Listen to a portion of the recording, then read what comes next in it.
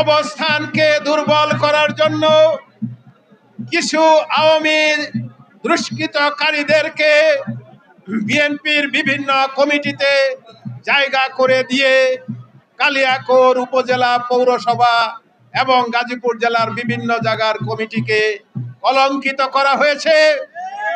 এই কলঙ্কিত কমিটিকে বিএনপির ত্যাগী নেতা কর্মীরা কোন অবস্থাতে মেনে নিতে পারে না।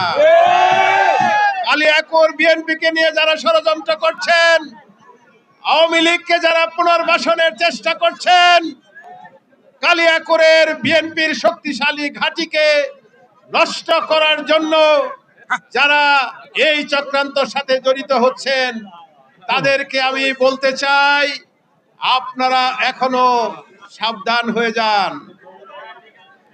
বিএনপি সারা জীবন, বিএনপির জন্মলগ্ন থেকে কালিয়াকৈর হচ্ছে বিএনপির শক্তিশালী ঘাঁটি। অতএব আজকের এই র্যালি পূর্ব সমাবেশে শুধু লক্ষ্য করে দেখেন সেই সকল ষড়যন্ত্রকারীরা হাজার হাজার লক্ষ লক্ষ কালিয়াকৈরের বিএনপির নেতা কর্মীরা